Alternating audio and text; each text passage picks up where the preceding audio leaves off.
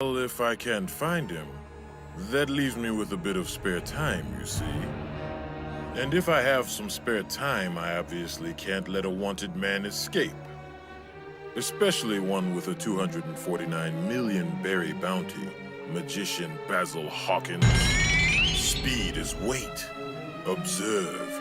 This is what it feels like to be kicked at the speed of light.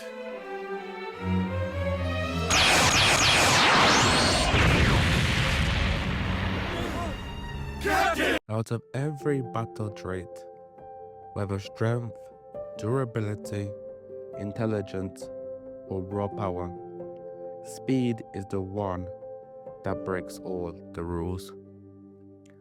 Because speed wins before everything else matters. If you can't hit someone, it doesn't matter how strong you are. If they've already gone before you move, what's the point? Speed has no fair counters, no easy answers, which is why anime almost never uses it correctly. Not really. Writers flirt with super speed, but they rarely commit. And when they do, they walk it back just as fast. Because real speed doesn't just change a fight, it ends it. In this video, we'll be focusing on speedsters from anime like Black Clover, Naruto, and One Piece. But the issue does run deeper, and the same patterns show up across shonen anime. Because real speed doesn't just change a fight, it does end it. And that's something most stories just aren't ready to handle.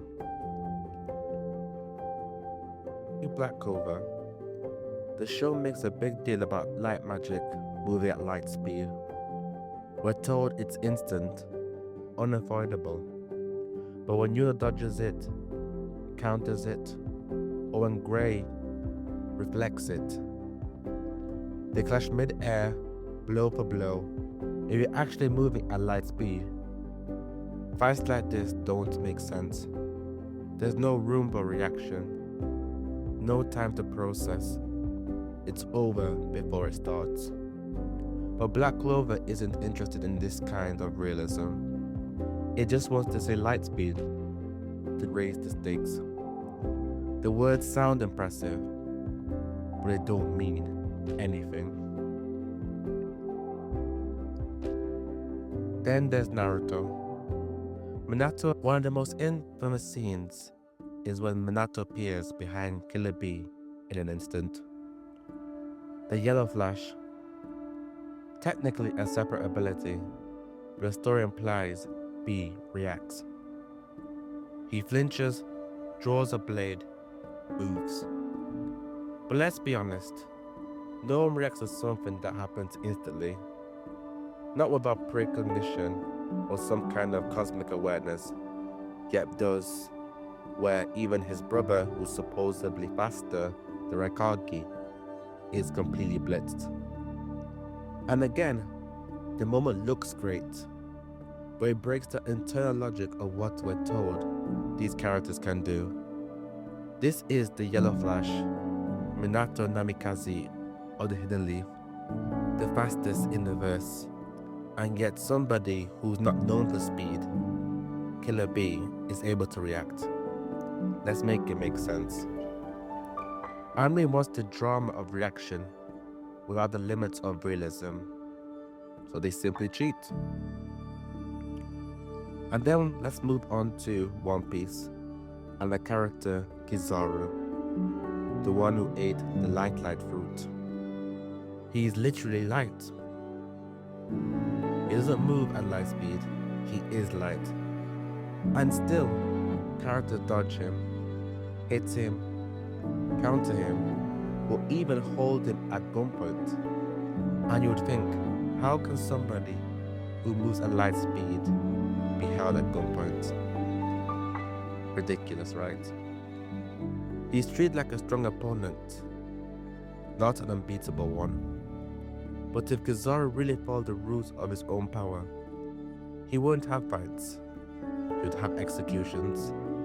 It'd all be over before anyone else could think.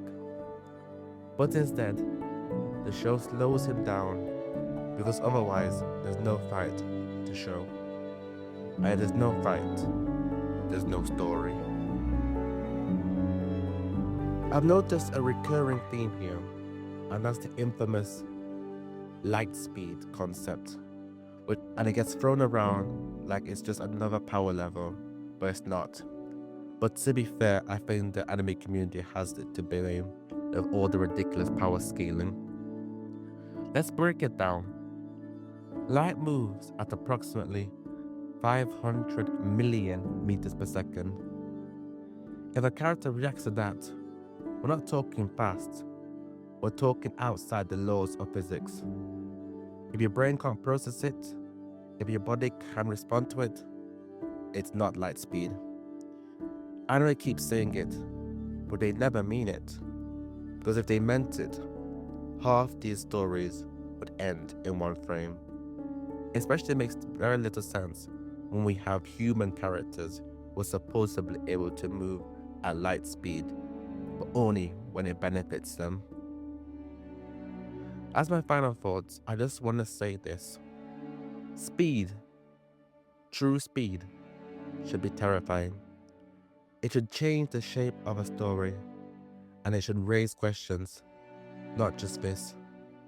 But we rarely let speed live up to its potential. The character's speed might be a perfect introduction to show his overwhelming power. However, that speed quickly becomes irrelevant, as magically all the other characters are suddenly able to keep up after a little bit of training. Instead, it's treated like an accessory, something cool to look at, not something to break the system. And that's why speedsters always feel slow, as they were never allowed to be truly fast. If speed really is the greatest stat, then why does it often feel like an afterthought? Let me know, which speedster do you think wasted their potential? And thank you for watching. This was another entry to our power analysis series, with our first one being weapon materialization. Go check that video if you haven't watched it. And if you'd like other powers for me to analyze, let me know down in the comments below. The most liked comment I'll do a video on next. But currently I am thinking of either doing time or teleportation. I'm trying to hit 1,000 subscribers by the end of the month, so I really appreciate it guys if you'd help me out with this goal. But besides that, thank you for watching. This has been Blessed Visions, where we break down anime into what makes you think, feel, and what makes you grow. And until next time, ciao.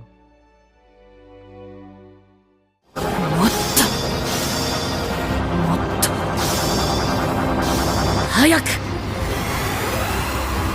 引くわけがない